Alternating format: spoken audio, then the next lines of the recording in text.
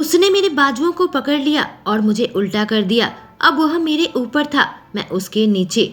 उसने मेरे दोनों कलाइयों को बिस्तर में चिपका दिया और मैं उसके गिरफ्त से छूटने की कोशिश कर रही थी, पर वह मेरे करीब आ गया और नखड़े की मुस्कान दी। उसकी सांसें मेरे चेहरे को हवा कर रही थी, उसकी आंखें मुझसे मिली। मैं उसमें खो गई। स्वीटहार्ट सौरभ के मुंह से निकला और मैं उसे दूर धक्का देने की कोशिश की। हटो, पहाड़ की तरह मेरे ऊपर क्यों हो, मैंने कहा और वह हंसने लगा। क्या मैं पहाड़ हूँ? उसने पूछा। हंसो मत, तुम ही वह इंसान हो जिसने रात को मेरी वर्जिनिटी ले ली, मैंने गुस्से से कहा। अभी उसने मेरे हाथ को दबा रखा था। तो तुम इस बारे में क्या करोगी? सौरभ ने पूछा और उसके चेहरे पर एक नखड़े की मुस्कान आ गई। मैं पुलिस को कांटेक्ट करूंगी, मैंने कहा और वह जोर जोर से हंसने लगा। तुम कितनी मासूम हो, तुम्हें पता है ना, उसने कहा और मैंने अपना सर घुमा लिया। उसकी आंखों में नहीं देखना चाहती थी। अब कैसे मासूम रह सकती हूँ जब उसने मेरे साथ यह सब कुछ किया। वह सांस छोड़ते हुए उठ बैठा, बैठ के मेरे साइड में बैठ गया और मुझे खींचकर अपने गोद में बैठा लिया। मैं उससे छूटने की कोशिश की, पर उसने मुझे जबरदस्ती बैठाया और मजबूती से मेरे कमर को पकड़ लिया। उसकी गोद में मुझे इतना आराम क्यों पहुंच रहा है? मैंने अपना सर उसके सीने में रख दिया और उसके कंधे को पकड़ लिया। हमारे बीच में कल रात कुछ भी नहीं हुआ था, उसने कहा और मैं उसकी ओर देखी। क्या सच में? मैं पूछी और उसने अपना सर हिलाया, जिससे मैं चैन की सांस छोड़ी। क्या तुम्हें कल की रात की बात कुछ याद है? उसने पूछा। हाँ, मुझे याद है। वह गुंडा मदन मेरा दरवाजा खटखटा रहा था। वह मुझे अपने साथ उठाकर ले जाना चाहता था और फिर घर के अंदर जाने कहां से तुम आ गए, मुझे अपने साथ ले जाने लगे। जब मदन और उसके बंदों ने तुम्हारा रास्ता रोका था और तुम मुझे खींचते हुए मंदिर लेकर गए थे और मुझसे जबरदस्ती शादी की, मेरे मर्जी के खिलाफ, और अपने घर पर लेकर आ गए थे। और कहकर मैं चुप हो गई क्योंकि उसके आगे मुझे ठीक से कुछ भी याद नहीं था। फिर तुम घर से निकल गई थी, भाग जाना चाहती थी कि अचानक तुम मुझसे टकराई थी। जब मैं पागलों की तरह तुम्हें ढूंढ रहा था, तुम मुझसे मदद मांग रही थी कि कुछ लोग तुम्हारे साथ जबरदस्ती करना चाहते थे, उसने गुस्से से कहा। मैंने तुम्हारी जान बचाई और फिर तुम बेहोश हो गई। मैं तुम्हें यहाँ पर उठाकर ले आया था, कहकर वह थोड़ी देर चुप हो गया। अभी मेरे पेट से आवाज आने लगी। मुझे भूख लगी थी। उसने कहा चलो कुछ खाते हैं। मैं खड़ी हुई और मेरे पीछे पीछे वह भी। पर पहले मुझे ब्रश करना है, मैंने कहा। ठीक है, बाथरूम में अतिरिक्त ब्रश रखा हुआ है, इस्तेमाल कर सकती हो। मुझे माफ करना, मैं तुम्हारे साथ लड़ पड़ी थी, मैंने कहा। वह मेरे गालों को चूमा। कोई बात नहीं, मुझे बहुत मजा आया। मैं बाथरूम में आ गई और यह बहुत बड़ा था। बीचों बीच एक बाथटब रखा हुआ था। जब मैं कैबिनेट खोली, उसमें एक ही ब्रश था, कोई एक्स्ट्रा ब्रश नहीं था जिससे उसने पहले ही इस्तेमाल किया हुआ था। मेरे पास और कोई रास्ता नहीं था। मैं उसी का ब्रश से अपने दांतों को साफ किया। जब तक मैं बाहर आई, मुझे एक नोट मिला। हे स्वीटहार्ट, मैं नीचे हूँ, तुम आ जाओ। पर मैं सिर्फ एक शर्ट पहने नीचे कैसे उतर सकती थी? बहुत ज्यादा छोटा था। मैंने उसकी अलमारी खोली, वहाँ मर्दों का कपड़ा रखा हुआ था। मुझे एक काला पैंट मिला जिसे मैं लेकर पहन लिया और वह बहुत ज्यादा ढीली थी। मैं किसी तरीके से उसे पहनकर नीचे आई। मुझे सुनाई दिया वह किसी से बात कर रहा था। नीचे उतरकर देखी तो फोन पर बात कर रहा था। मैंने उससे कहा और उसने अपना फोन काट दिया। बैठ जाओ स्वीटहार्ट। मैंने अपना सर हिलाकर एक कदम आगे बढ़ाया ही था कि जो नहीं चाहती थी वो हो गया। मेरा पैंट अचानक से नीचे फ्लोर में गिर गया। उसे देखी तो वह मनोरंजन के साथ मुझे देख रहा था। उसकी आंखों में हवस नजर आ रही थी। मैं जल्दी से अपने पैंट को ऊपर खींचा। यह सच में शर्मनाक है, मुझे माफ करना, मैंने कहा। पर तुम माफी क्यों मांग रही हो? उसने पूछा।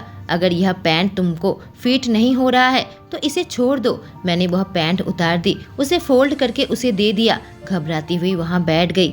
मुझे इस लड़की की याद आने लगी जो कल रात यहाँ पर थी और मेरे चेहरा बिल्कुल फीका पड़ गया था। माफ करना, मैं तुम पर झूठा इल्जाम लगाया था कि तुमने मेरी इज्जत ली। तुम्हारा कमरा भी मेरी वजह से खराब हो गया और मैं तुम्हारा ब्रश और तुम्हारा पैंट भी इस्तेमाल किया, वह भी इजाजत के बिना। मैंने उससे कहा कोई बात नहीं स्वीटहार्ट, इससे मैं गुस्सा नहीं हुआ। मैं यह पैंट और ब्रश दोबारा यूज करूंगा, उसने कहा और मेरे गालों को हल्का सा चुमा। मैं कंफ्यूज होकर उसे देखने लगी। हम दोनों चुपचाप बैठकर ब्रेकफास्ट करने लगे। उसके बाद मैंने कहा कि मैं तुमसे कुछ कह सकती हूँ। वह मेरी ओर देखा। मैंने कहा, मेरे पास पहनने के लिए कुछ कपड़े नहीं हैं, कल रात के कपड़े, उसमें तुमने उल्टी कर दी थी, उसे धोने के लिए डाला है, पर तुम अपने कपड़े घर से क्यों नहीं लेकर आई? उसने पूछा। मैं उसकी तरफ देखने लगी। उसने मुझे समय ही कहाँ दिया था, लगभग खींच के वह मुझे वहाँ से लेकर आया था। मैंने कहा, मेरी एक इंटरव्यू है आज। कैसी इंटरव्यू? उसने पूछा। मैंने एक जॉब के लिए अप्लाई किया है, क्या तुम अपने कपड़े मुझे दोगे? नहीं, तुम यहाँ से कहीं नहीं जाओगी, उसने जवाब दिया। तुम्हारे कहने का मतलब क्या है? मैंने पूछा। तुम यही मेरे पास रुकोगी। कहानी सौरभ की जुबानी। फिलहाल मेरी जिंदगी उलझ कर रह गई थी। कल रात मैं अपनी एम्प्लॉय अनिल, जो कि अभी जेल में है, उसकी बेटी की मदद के लिए गया था। जब पता चला था मोहल्ले का एक गुंडा उसे परेशान कर रहा था, जिससे उसके बाप ने 1 लाख रुपए उधार लिए थे। मैं उस लड़की की इज्जत बचाना चाहता था। जब रात में सब कुछ उलझ कर रह गया, उसके मोहल्ले वालों के दबाव से, गुस्से से मुझे उस लड़की से शादी करनी पड़ी और वह मेरी पत्नी बन चुकी है। बल्कि नेहा से मेरी मंगनी हो रखी थी। हालांकि मैं नेहा से प्यार नहीं करता। मेरी माँ की मौत के बाद वह और उसकी माँ मेरे साथ रहने लगे थे। उसकी माँ का कहना था यही मेरी माँ की अंतिम इच्छा थी। मैं गुस्से से मन मार कर रह गया था। उसका एटीट्यूड मुझे जरा भी पसंद नहीं था। कल रात परेशानी में मैंने सोचा था थोड़ा शराब पीऊंगा। जब बाहर बार के पास पहुंचा तो पूजा मुझे वहां पर बैठी मिली, जो कि बैठकर शराब पी रही थी, और फिर घर से बाहर निकल गई। किसी तरीके से मैं उसे वापस लेकर आया था और उसके साथ ही रात में सो गया था। उस वक्त मैं अपने जज्बातों पर काबू कर लिया था, क्योंकि वह बेहोश हो चुकी थी, लेकिन उसकी मासूमियत अब मुझे इसके करीब खींच रही थी। वह किसी जॉब इंटरव्यू की बात कर रही थी, जिससे मुझे गुस्सा आ गया। उसे साफ साफ कहा, तुम वहाँ नहीं जाओगी, यहाँ मेरे साथ रुकोगी। क्या कह रहे हो? उसने पूछा।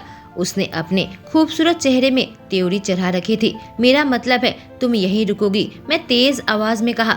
नहीं, मैं यहाँ नहीं रुकूंगी, मुझे काम ढूंढना होगा। मेरे पापा जेल में हैं और मुझे पता है तुमने सिर्फ दिखावे की शादी की है। मैंने उस लड़की को देखा है जो बेहद खूबसूरत थी। बताओ कौन है वह? बड़ा गुस्सा दिखाते हुए पूछी। वह मेरी मंगेतर है, मैंने जवाब दिया।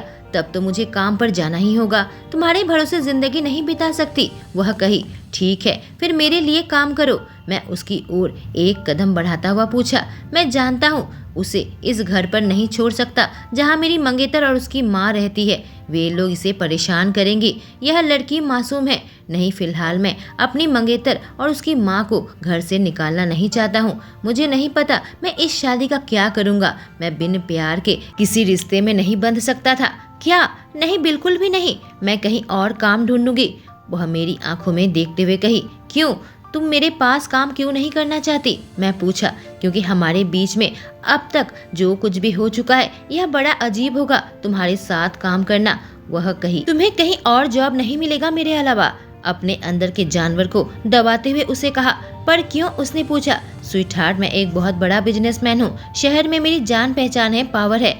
मैं नहीं चाहता मेरी पत्नी कहीं और जाकर काम करे। वह कुछ देर सोची, फिर कहा, ठीक है, मैं काम करूंगी। ऐसा नहीं है कि मेरे पास अब कोई ऑप्शन है और मुझे स्वीटहार्ट करके मत बुलाओ, वह मेरी मुंह पर उंगली दिखाते हुए कही। वह मेरे से दूर जाने लगी। मैंने इशारे से कहा कि मेरे पास आकर बैठे और वह अपनी आंखें घुमाने लगी। मैं खींचकर उसे अपनी गोद में बैठाया, उसके गर्दन के पास उसकी खुशबू को लेने लगा। दोबारा से मुझे आंखें घुमाकर दिखाने की हिम्मत मत करना स्वीटहार्ट, नहीं तो तुम्हें ठीक उसी जगह पर ले लूंगा जैसा मैं चाहता हूँ, मैंने चेतावनी दी। मुझे लेकर कहाँ जाओगे? वह कंफ्यूज्ड होकर मुझे देखते हुए कही। उफ, ये लड़की भी। अब मुझे बताओ मेरा काम क्या होगा? वह पूछी। तुम्हें जो मन में आए करना, बस तुम मेरे साथ रोज ऑफिस जाओगी, उसके गाल को चूमते हुए कहा। तुम मुझे किस क्यों कर रहे हो? वो गुस्से से पूछी। मेरी किस को पोंछ कर हटाने लगी। अब इससे मेरा गुस्सा भड़कने लगा। कोई लड़की मुझे रिजेक्ट नहीं करती और यह दूसरी बार है जब इसने ऐसा किया। मैं तुम्हें अपना बना लूंगा बहुत जल्दी। मैंने सोचा तुम्हें जो कहना है कहो, लेकिन जब भी मुझे मन होगा मैं तुम्हें किस करूंगा। मैं उसे दोबारा चूमते हुए कहा। ठीक है, मुझे कब से काम शुरू करना है? वह पूछी। अभी से करना है, मैंने कहा। ठीक है, फिर मुझे घर जाना पड़ेगा और कुछ कपड़े लेने होंगे। तुम अकेली नहीं जाओगी और उस घर पर वापस जाने की जरूरत नहीं है, मैं तुम्हारे कपड़ों का इंतजाम कर दूंगा। मैं गुस्से से उगला। मैं नहीं चाहता उस गंदी गली में वापस जाऊं जहां वह गुंडा मदन मुझसे दोबारा टकराए और पूजा को अपने पिछले प्यार की याद आए। मैं नीरज को कॉल किया और कहा पूजा के लिए कुछ अच्छे कपड़ों का इंतजाम कर दे। वह मेरी पत्नी बन चुकी थी। मैं दुनिया के सामने उसे नहीं स्वीकारा था, पर मैं नहीं चाहता वह पहले की जैसे सस्ते कपड़े पहने। इतना तो मैं इसका ध्यान रख सकता था, पर अभी बहुत बड़ा काम बाकी था, मेरी मंगेतर को संभालना। पूजा को मैंने गेस्ट रूम में भेज दिया। मैं कमरे में जाने लगा था कि नेहा मुझसे टकराई। उसकी आंखों में कुछ था जो मेरे समझ से बाहर था। मेरे सामने आ गई, कहने लगी, इस तरह से इस लड़की को उठाकर क्यों लेकर आ गए? वह मेरी एम्प्लॉय की बेटी है, फिलहाल यहीं पर रहेगी। और मैंने उसके काम का इंतजाम कर दिया। उसकी तरफ देख कर कहा, फिर जब से तुम आए हो मुझसे दूर दूर क्यों हो? मैं तुम्हारी मंगेतर हूँ, होने वाली पत्नी। उसकी बात सुनकर मेरा जबड़ा टाइट हो गया। मैंने कहा, मैंने तुमसे शादी का कोई वादा नहीं किया है। मेरी माँ की मौत के बाद तुम और तुम्हारी माँ यहाँ रहने आ गई। क्या कह रहे हो सौरभ? तुम्हारी माँ यही चाहती थी। क्या तुम उनकी अंतिम ख्वाहिश पूरी नहीं करोगे?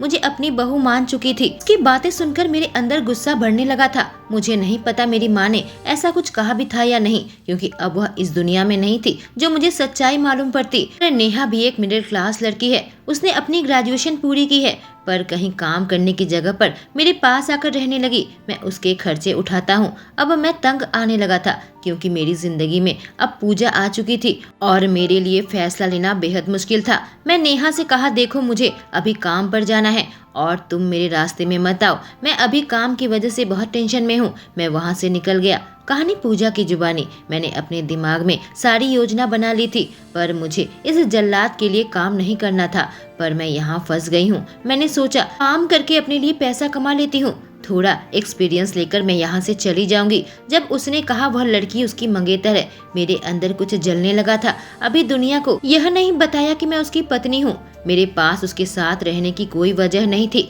पर मेरी माँ इस दुनिया में नहीं रही। पापा जेल में है। ऐसे में मैं जाऊँ तो कहाँ जाऊँ? पहले मुझे खुद को मजबूत करना होगा। इसलिए मैं उस जल्लाद के साथ काम करने को तैयार हो गई थी। उसने मेरे लिए कपड़ों का इंतजाम कर दिया था, पर इसे पहनकर मुझे बड़ा अजीब लग रहा था। मैं ऐसे कपड़े पहले नहीं पहनी थी।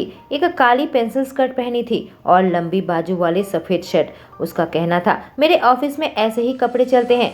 मैं नॉक किया, अंदर आ जाओ। एक गहरी आवाज आई। कि आवाज मुझ पर ऐसा असर क्यों करती है? मैं अंदर आ गई। मेरे सामने देवता सा हैंडसम आदमी चेयर पर बैठा हुआ था, अपने लैपटॉप में डूबा था। जैसे ही मैं अंदर आई, उसकी आंखें मेरे से मिली और मैं अपनी नजरें हटा ली। गुड मॉर्निंग सर, मैंने कहा। पूजा, जब मैं तुमसे बात कर रहा हूँ मेरी आंखों में देखो, उसने कहा और खड़ा हो गया। ऊपर देखी तो वह मेरे बेहद करीब था। सर, मुझे क्या काम करना है? मैं उसका ध्यान भटकाने की कोशिश की। मुझे सौरभ करके पुकारो, वह कहता हुआ थोड़ा दूर हट गया। मैंने अपना सिर हिलाया और अपने मुंह से जवाब दो, अगर मैं तुमसे बात कर रहा हूँ। वह गरजा, ठीक है सर, मेरा मतलब ठीक है सौरभ। वह हंसने लगा। अब आओ काम पर लग जाओ। 10 बजे के आसपास मेरे लिए कॉफी लेकर आना। तुम मेरे साथ हर मीटिंग में आओगी और मेरे नोट्स लिखोगी। मैं जो भी काम में तुमसे मदद मांगूंगा तुम मुझे मदद करोगी। फिलहाल यह फाइल्स लेकर जाओ और इसे अपनी जगह पर रखो। मैंने सारी फाइल्स ले ली और बाहर निकल आई। इससे पहले कि मैं आती, एक लंबा चौड़ा आदमी करीब 6 फुट का उसके कमरे के अंदर आया। सर, मुझे पेपर्स में आपके सिग्नेचर चाहिए, वह बोला और फिर मेरी ओर देखा और मुस्कुराने लगा। बड़ा अजीब था। मैं जल्दी से नजरें हटा ली। जब मैं सौरभ की ओर देखी, तुम अभी यहाँ क्या कर रही हो? जाओ अपना काम करो, उसने कहा और मैं जल्दी से निकलने गई। अचानक से रुककर पूछा, पर सर मेरा केबिन कहाँ है? मेरे कमरे से बाहर निकलकर बाईं तरफ उसने जवाब दिया। तभी मेरे सामने खड़ा नौजवान कहा, रुको, मैं तुम्हें दिखा दूंगा। अजीत, तुम जा सकते हो, मैं इसे दिखा दूंगा इसका केबिन। बहुत गुस्से से अजीत से कहा और वह लगभग भाग गया। उसकी जरूरत नहीं है सर, मैं बीच में काटा। नहीं, मैं तुम्हें दिखाऊंगा। और मेरे बाजू को पकड़ लिया, मुझे खींचकर ऑफिस से बाहर निकाला। उससे अपना हाथ छुड़ाकर थोड़ी दूरी बनाने की कोशिश की। यह तुम्हारा केबिन है, कुछ भी जरूरत है तो मुझसे बात कर सकती हो और सर मत कहना, उसने काफी सीरियस होकर कहा। पर अजीत भी तो आपको सर कह रहा था। मैंने कहा, तुम भूल रही हो तुम कौन हो। मैं तुम्हारे मुंह से सर नहीं सुनना चाहता पूजा। उसकी बात सुनकर मैं चुप हो गई। हाँ, यह मेरे जबरदस्ती का पति है, मैं कैसे भूल गई। 10 बजने से पहले मुझे लगा मैं इसकी कॉफी बना लेती हूँ, पर मुझे नहीं पता था कैसे। तभी मुझे अजीत मिल गया। मेरी समस्या का समाधान उसके पास था।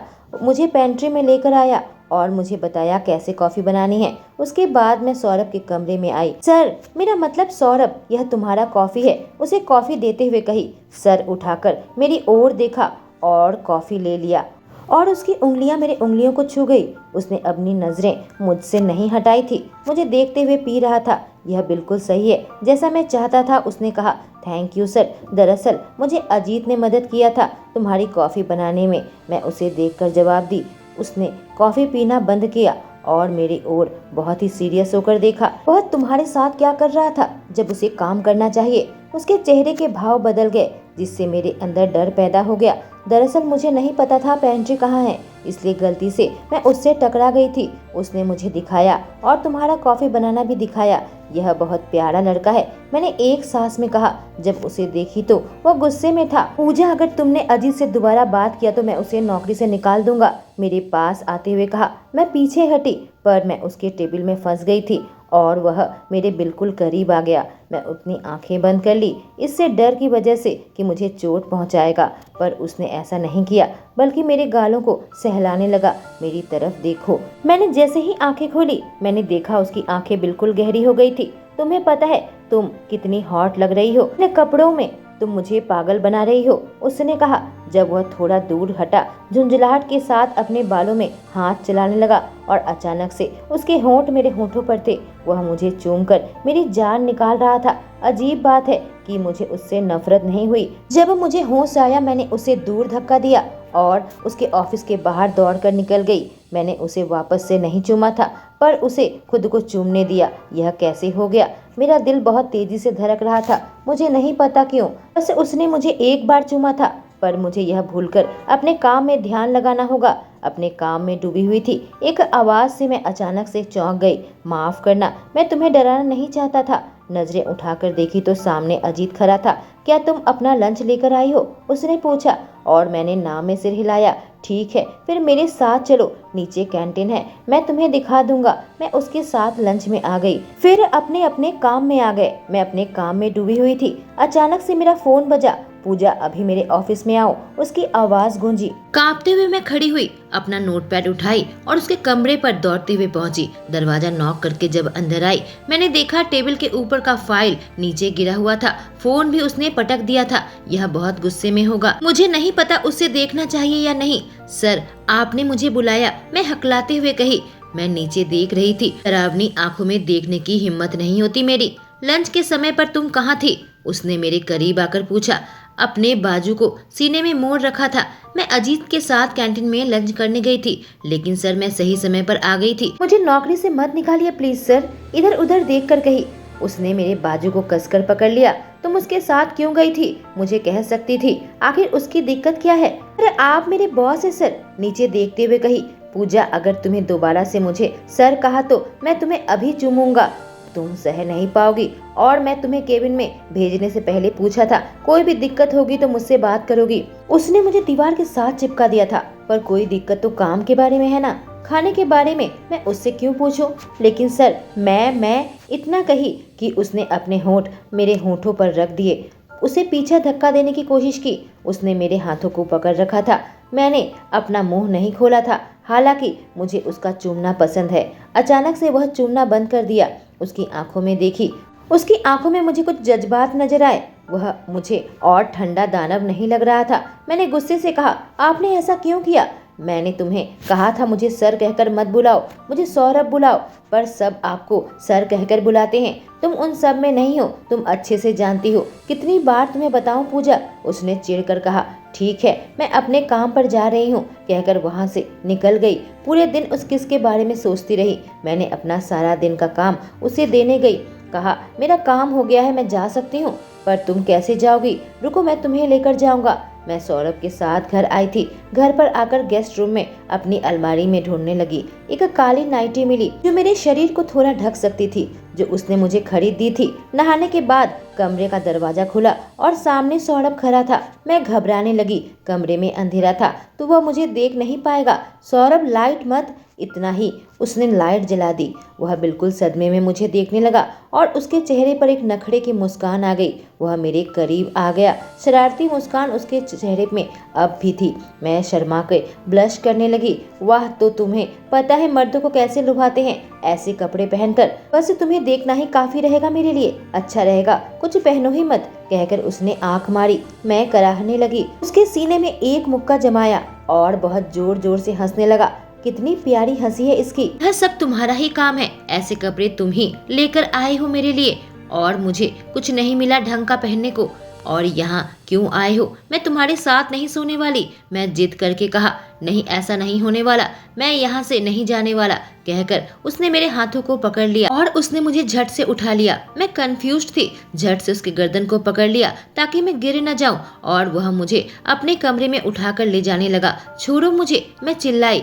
मुझे अपने कमरे में सोना है। वह मेरी बात नहीं सुना। अपने कमरे में लेकर आया और मुझे बिस्तर पर लेटा दिया। दौड़कर दरवाजे के पास जाने लगी पर उसने उसे लॉक कर दिया। अब मैं यहाँ फंस चुकी थी। मैं यहाँ हूँ जल्लाद के बिस्तर में। उसने मुझे सख्ती से दबा रखा था। मुझे दबा के मार डालना चाहता है। अपने पैर मेरे ऊपर रख दिए थे। उसका चेहरा मेरे गर्दन के पास था और हाथ मेरे कंधे में। उसकी सांसें मेरे शरीर में अजीब सा एहसास पैदा कर रही थी जिसे मैं काबू कर रही थी। ऐसा क्यों कर रहा है? मेरे साथ क्या हो रहा है? वह नींद में कितना अच्छा लग रहा है। उसे देखने लगी और उसके बालों में अपनी उंगलियां चलाने लगी। यह कितने नर्म है। उसका चेहरा कितना फुर्सत से बनाया गया है। मैं उसके सीने में अपने हाथ चलाने लगी थी। क्या यह अच्छा लग रहा है? वो मेरी ओर देखकर कहा, क्या अच्छा लग रहा है? मैं अपनी उंगलियां हटाते हुए पूछी, क्यों मेरे बालों में उंगली चलाना? उसने कहा और मैं ब्लश करके दूसरी ओर देखने लगी। नहीं, ऐसा कुछ नहीं है। मैं तुम्हें जगाने की कोशिश कर रही थी। सुबह हो चुकी है और तुम मुझे दबाए हुए हो। मैंने कहा, आज छुट्टी का दिन है, कोई ऑफिस नहीं है, तो मुझे थोड़ा सोने दो और तुम भी सो जाओ। धीरे धीरे मैं फिर से सो गई। जब मेरी आंख खुली वह मेरे पास नहीं था। कहाँ चला गया होगा? सामने एक नोट पड़ा हुआ था। गुड मॉर्निंग बेबी, इसे पहन लो और घर के पिछले हिस्से में आ जाओ। मैं तुम्हारा इंतजार कर रहा हूँ। अगर तुमने यह खुद नहीं पहना तो मैं आकर तुम्हें जबरदस्ती पहनाऊंगा। लव, सौरभ। अब यह क्या है? क्या वह रोमांटिक हो रहा है? मैंने बैग खोली और उसके अंदर में जो देखा, मेरी आंखें बड़ी बड़ी हो गई। वह कल रात के कपड़े से भी ज्यादा बदतर था। काले रंग की एक बिकिनी थी, बहुत टाइट था। इससे मेरे उभार के लाइन तक पता लगेगी। क्या बेवकूफ इंसान है। मैं तैयार होकर घर के पिछले साइड में आ गई और फिर हर जगह पर ढूंढा पर वह कहीं भी नहीं था। मैं पीछे एक बड़ा स्विमिंग पूल देखा। यह घर कितना खूबसूरत है, पर वह कहाँ है? मुझे ढूंढ रही हो हसीना? एक आवाज सुनी और पीछे मुड़कर देखी। वह पूल में खड़ा था। उसके सीने तक पानी था। वह पक्का मुझे देख रहा होगा। मुझे पता है। मैं अपनी कमर मटकाकर चल रही थी। धीरे धीरे पूल के अंदर आ गई। मैं उसके आसपास नहीं जाना चाहती थी। मैंने ध्यान नहीं दिया कब वह मेरे करीब आ गया और किनारे कर दिया। मेरे पूरे शरीर में इस वजह से हलचल होने लगी थी। पर ऐसा करोगी तो मैं तुम्हें अभी ले लूंगा, सीधे मेरे आंखों में देखते हुए कहा। मैं कराहने लगी। बेवकूफ हो तुम, मैंने कहा। लाल मेरा पसंदीदा रंग है, तुम पर बहुत जच रहा है। तुम क्या सोच रही हो? मेरे साथ खेल खेलोगी? अगर ऐसा है तो मैं ही जीतूंगा। अपने शरीर अगर ऐसे ही मुझे दिखाओगी, अभी तुम्हें ले सकता हूँ, पर मैं ऐसे नहीं चाहता तुम्हारी अनुमति के बिना। इस बार मैंने खुद को संभाल लिया है, लेकिन अगली बार मुझे खुशी होगी तुम्हें सजा देने में। ऐसी सजा कि 1 हफ्ते तक चल नहीं पाओगी। वह मेरे से चिपक कर मेरे कानों में यह सारी बातें कही और मेरे मुंह से एक सिसकी निकल गई। तो मेरे गालों को चूमने लगा। समझ गई? हाँ, मैंने जवाब दिया। कहानी सौरभ की जुबानी। उसे लाल बिकिनी में देखकर पूरे तरीके से जाग चुका था। मुझे पता है वह मुझे ऐसा करके उकसा रही है। भगवान, मैं उसे अभी चाहता हूँ। पूल में ठंडा होने की कोशिश कर रहा था, पर मैं अंदर से बहुत गर्म हो चुका था। उसके बारे में सोचकर मैं उत्सुक हो गया था। उसे पकड़कर कैसा लगेगा? मैं उससे अपनी आंखें हटा नहीं पा रहा था। उसके यह होंठ, वह कितने खूबसूरत है। मुझे पता है यह लड़की बहुत अच्छी है, बहुत मासूम है। मैं उसके लिए कमजोर पड़ चुका था। मैं अपने ख्यालों में डूबा हुआ था जब उसने मुझे धक्का दिया और जल्दी से बाहर निकलने लगी। मैं जल्दी से उसके पास गया। रुको, उसे अपने करीब खींच लिया। मैं उसके अंदर पूरे तरीके से डूबने लगा था। अचानक किसी ने मेरा नाम लेकर पुकारा। नजर उठाकर देखा तो सामने नेहा खड़ी थी, बड़ी बड़ी आंखों से मुझे देख रही थी। यह सब क्या है? तुम उसके साथ क्या कर रहे हो? तुम भूल गए मैं तुम्हारी मंगेतर हूँ। मेरी पकड़ पूजा से छूट चुकी थी और पूजा झट से उठकर पूल से बाहर चली गई। शिट, सब उलझ गया था। मैं भूल गया था कि यह लोग भी मेरे घर पर हैं। मैं ऑफिस में अपने काम में उलझा हुआ था, तभी पूजा का फोन आया। बताओ पूजा, नेहा तुमसे मिलने आई है, उसने कहा। और मैंने सुना वह जोर से सांस छोड़ी। एक पल को मैं सोचने लगा, नेहा यहाँ क्या कर रही है? कल घर पर जो कुछ भी हुआ था, नेहा काफी भड़क उठी थी, पर मैं उससे कह नहीं पाया कि पूजा से शादी कर चुका हूँ। ठीक है, उसे अंदर भेज दो, मैं पूजा से कहा। थोड़ी देर में नेहा कमरे में आ गई थी। तुम यहाँ क्या कर रही हो नेहा? मैं गुस्से से कहा। हर वक्त मुझ पर गुस्सा दिखाते हो, मैं सब समझती हूँ। दिखाई नहीं देता पैसों के लिए वह लड़की तुम्हें फंसा रही है। क्या कमी है मुझ में? कहकर वो अपने शर्ट के बटन खोलने लगी और मेरे करीब आ गई। मेरे मुंह खुला का खुला रह गया। देखते ही देखते उसने अपने कपड़े उतार फेंके थे। नेहा तुम्हारा, इतना ही कह पाया था। मेरा मुंह से शब्द कहीं खो गए थे। अचानक से दरवाजा नॉक हुआ। मेरा ध्यान उस ओर गया। पूजा सामने खड़ी थी। सामने के दृश्य को देखकर उसकी आंखें बड़ी बड़ी हो गई। सॉरी कहते हुए वो बाहर निकल गई। मैं उठ खड़ा हुआ और गुस्से से नेहा के ऊपर चिल्लाया, ऑफिस से क्या तमाशा लगा रखा है? कहकर मैंने उसे जोर से धक्का दिया। सीधे सामने वाली दीवार से टकराई, पर मुझे उसकी परवाह नहीं। मैं जल्दी से वहां से निकला और सीधे पूजा के केबिन में पहुंच गया, पर पूजा वहां पर नहीं थी। यह बहुत ही बुरी बात है। सब कुछ और उलझता जा रहा था। मैं निकलकर उसे ढूंढने लगा। वह घर पर नहीं आई थी। अपने घर पर तो नहीं चली गई? इसी ख्याल से मैं वहां पर पहुंच गया और उसके घर पर आकर मुझे वह मिल गई। तुम यहाँ क्यों आई हो? वह खामोशी से खड़ी थी। यह मेरा घर है, मैं अब तुम्हारे साथ नहीं रहने वाली। उसके चेहरे पर गुस्सा साफ झलक रहा था। पूजा मेरी बात सुनो। मुझे नहीं सुनना। उसने एक झटके से अपना हाथ मुझसे छुड़ा लिया। मैं बहुत ज्यादा झुंझलाहट में था। तभी मेरे मोबाइल में कॉल आया। देखा तो नेहा की माँ का फोन था। मैंने फोन काट दिया। बार बार फोन मिलाने लगी। आखिर मजबूरी में मैंने फोन उठाया। क्या बात है? अस्पताल में आ जाओ। तुमने आखिर मेरी बेटी के साथ क्या किया? उसे चोट आई है, उसे कुछ हो गया तो मैं तुम्हें नहीं छोड़ूंगी। मैं वहाँ से बाहर निकल गया। अस्पताल पहुँचा। डॉक्टर ने कहा इसके सर पर भारी चोट लगी है, इसे किसी तरह का सदमा नहीं लगना चाहिए। उसकी माँ फूट फूट कर रो रही थी। अब सब कुछ तुम्हारी वजह से हुआ है। आज मेरी बेटी की जान खतरे में पड़ गई है। मजबूरी में उन दोनों को लेकर अपने घर पर आ गया था, पर आज मेरे विला में जान नहीं थी क्योंकि पूजा यहाँ नहीं थी। मैं अपने कमरे में था। दिल बेहद घबरा रहा था। नहीं, मुझे उसे वापस लाना होगा। घड़ी देखी तो रात के 11 बज रहे थे। मैं बाहर निकलने लगा, तभी कुछ धीमी आवाज मेरे कानों में आई। बेटी, तुझे उससे शादी जरूर करनी होगी, तभी तू अमीर बन पाएगी। तुझे नहीं पता लड़कों को कैसे फंसाना है। माँ, मैं क्या करूँ? वह लड़की पूजा ने सब खराब कर दिया। तभी तो वह चोट लगने की एक्टिंग कर रही हूँ। माँ बेटी आपस में खुसुर फुसुर कर रहे थे। अचानक से मैंने दरवाजा खोला। उन दोनों की आंखें बड़ी बड़ी हो गई। अभी के अभी मेरे घर से निकल जाओ। मैं दहाड़ा। इतनी जोर से गरजा था कि वह दोनों कांप उठे थे। अभी सामान पैक करो। नेहा मेरे करीब आ गई। मुझसे चिपक कर कही, मैं तुमसे बेहद प्यार करती हूँ। जो कुछ भी कर रही हूँ तुम्हारे प्यार के लिए। नेहा, मुझे हाथ मत लगाओ। मैं उसे दूर झटक दिया जैसे कि वह कोई जहर हो। निकलो अभी इस घर से। मैं पूजा से शादी कर ली है, मुझसे दूर रहो। उनको निकाल दिया, पर रात काफी हो चुकी थी, लेकिन फिर भी मुझे उसके पास जाना था। जब तक मैं उसके घर गया आधी रात से ज्यादा समय बीत चुका था। दरवाजा खटखटा रहा था, वह खोल नहीं रही थी। दिल बेहद घबरा रहा था। मैं मार मार कर दरवाजा तोड़ दिया। जब अंदर आया, बिस्तर पर वह आराम से सो रही थी। पूजा, उठो। उसे झंझोड़ने लगा। वह बिदक उठी। तुम यहाँ क्या कर रहे हो सौरभ? मैं तुम्हें लेने आया हूँ, मैंने जवाब दिया, पर वह सर झुका ली थी। मैं नेहा और उसकी माँ को घर से निकाल दिया है। वह मेरी तरफ अब देखने लगी।